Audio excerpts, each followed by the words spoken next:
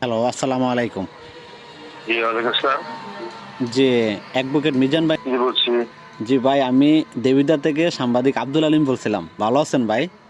জি, আসসালাম ভাই। আপনি ভালো আছেন?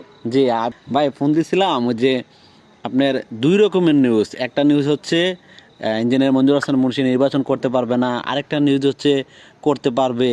আসলে আপনি তো ওনার আইনজীবী, আসলে মূল বিষয়টা যদি একটু বলতেন ভাই, তাহলে আমরা ক্লিয়ার হতাম।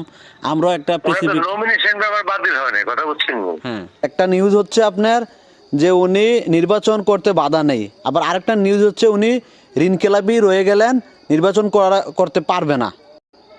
না শুনেন, এটা তো যে নির্বাচন করতে পারবেন যে আদেশটা দিছে, এটা আদেশটা হচ্ছে এরকম একই আদেশ এই জায়গায়। আচ্ছা আচ্ছা। আর ওই হ্যাঁ, এটা যে ওনার যে চেম্বার জজে গেছিল, অ্যাপিলেটিভ চেম্বার জজে গেছে তো। জি জি।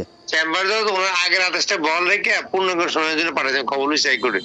আচ্ছা আচ্ছা। হ্যাঁ, এখন তারপরে আজকে পাঠাইছে আজকের দিন পর্যন্ত উনি কি নির্বাচনে অংশগ্রহণ করতে পারবে না পরবর্তীতে যে? পারবে পারবে পারবে পারবে পারবে পারবে। তাহলে পরবর্তীতে কোনো বাধা নেই না? না, এই মুহূর্তে কোনো বাধা নেই।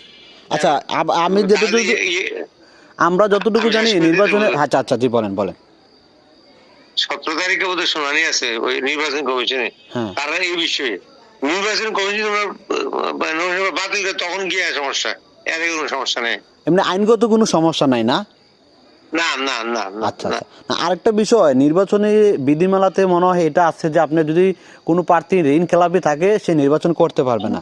এই বিষয়টা তো হ্যাঁ, তাহলে এই বিষয়টা যদি একটু ক্লিয়ার করতেন আর কি। এটা তো ওনার ব্যক্তিগত ঋণের কথা বলছে, আমি তো ব্যক্তিগত ঋণ না, আচ্ছা আচ্ছা। প্রাতিষ্ঠানিক ঋণের কথা কোথাও বলা নেই। আমার প্রাতিষ্ঠানিক ঋণ। ও আচ্ছা আচ্ছা আচ্ছা আচ্ছা। তাহলে আমি আজকের পর্যন্ত উনি নির্বাচন করতে পারবে, এটা বহাল না?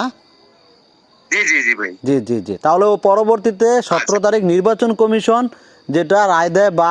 আমাদের শুনানি আছে, নির্বাচনের শুনানি যদি ওনারা বাতিল হয় তাইলে নির্বাচন বল থাকবে। ঠিক আছে ভাইয়া, ওকে, ধন্যবাদ।